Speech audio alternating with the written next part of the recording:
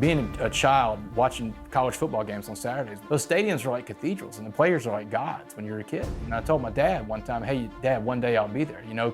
And he would always tell me, David, I believe that. Damon West always dreamed of becoming a professional football player. I thought, hey, one day I'll be in the NFL, I'll play quarterback, but it didn't work out that way. When he was just 10, he began being abused by an older female babysitter. It's like entering into a world of adult behaviors that a kid should never be in. It kind of robs you of something in childhood, of an innocence. And by the time I was 10, I started drinking. By the time I was 12, I was having sex on a regular basis. At his high school in Port Arthur, Texas, Damon became the star quarterback. His father's friendship with Cowboys coach Jimmy Johnson offered him a chance to see the world of pro sports. He was recruited by a number of colleges, but chose nearby North Texas. But his career wouldn't last long. September 21st, 1996, against Texas A&M. And I call that day of my life a big fork in the road. Again, a shotgun for Damon West, a running back all red off to his left. Here's the snap. He drops back to about the 32. So I separated my shoulder. And then when I got healthy again in the spring and got back in the rotation, there was an accident that I had in the home where I severed my Achilles tendon in half. And that was it. That was the end of the career. That was a game changer there. My life was wrapped up, my existence was wrapped up in playing football.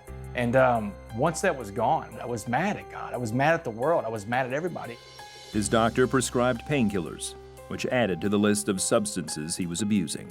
The painkillers, I abused those too. And now I'm putting in the cocaine, the ecstasy, the pills. I'm doing all the hardcore stuff now. I would abuse anything that was in front of me, I would abuse. After college, Damon worked as a broker on Wall Street and in politics, but the drug use finally caught up with him. That's where I ran into the one vice that would be the end of me, methamphetamine. It took me no time to lose my job, my apartment, my car, my savings account, my sanity. I went from working on Wall Street to living on the streets of Dallas. Eventually, I ended up in other meth houses, other meth dens with other meth addicts. He also began stealing to support his habit. We started breaking into homes, and I took a lot of their property. I stole, with that burglary crew, we stole over $1 million worth of people's property. Eventually, he was arrested. July 30th, 2008. It's a day I'll never forget. I'm sitting around this little rundown apartment in Dallas, and I'm smoking meth with my meth dealer on the couch. Bam! This flashbang grenade goes off in my face. Bright white light, loud noise. When I can see and hear again, I've got this cop in full SWAT riot gear, man. He's got his boot on my chest, and this cop is screaming at me, "Don't move, don't move." Heard one of them scream out, "We got him. We got the uptown burglar." When his time came for his sentence, the jury showed no mercy. When the jury came back and said 65 years, it took my breath away. I remember when the sentence was read, I hear my mother gasp on the front row. The sound only a mother can make when she hears her son get a life sentence in prison. Before Damon went to prison, a friend shared some advice to help him survive. He says, look, here's what prison's gonna be like. Imagine prison's like a pot of boiling water. He said, and you've got 3 things you can be in a pot of boiling water. He said, we're gonna put a carrot, an egg, and a coffee bean. He said the carrot goes in there and turns soft. The egg goes in there and turns hard. Neither one of those are good options for you. He said, so if you want to be something in prison, be the coffee bean. Change the environment around you, no matter how hot it is. Damon then got a call from his mother. I told him, you're a captive audience, and you need to get on God's back and let him carry you through. I reminded him of the footprints in the sand. God was walking down the beach with someone, and the man was looking back and saw, at times saw 2 sets of prints, and other times just 1 set. And he asked God, why is there just 1 set of prints? Did you desert me? And he said, no. He said, I carried you. And that's what I told Damon. Get on God's back and let him carry you. Finally, when I got alone, I could cry, because you can't cry in front of anybody in there.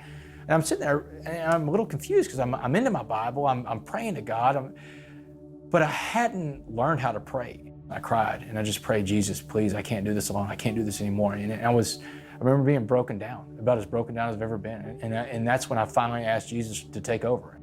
Damon refused to join any of the prison gangs. Instead, he began attending Bible studies and seeking out mentors. I'm not into a gang, and that's what they do. They isolate you, they send other groups after you because they want you to come into their fold, or the white prison gangs, But I couldn't do that, man. I made a promise to Jesus, I made a promise to my mom and dad that I would come home as the man they raised.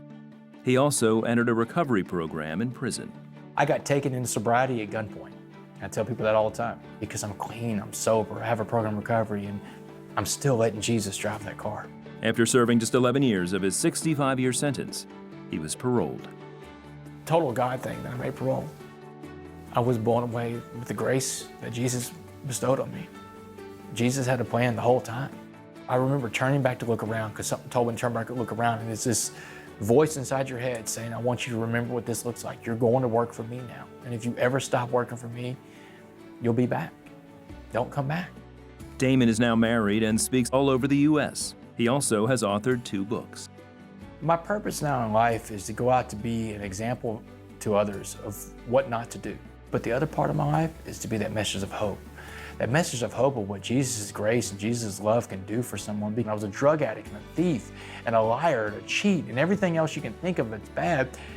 And he turned all that around to a person that's useful again. And people love a good redemption story. A person that goes out and can be the change agent. A person that goes out and can be that coffee bean and turn whatever pot of boiling water he's in into a pot of coffee. And it's a testament to what he can do.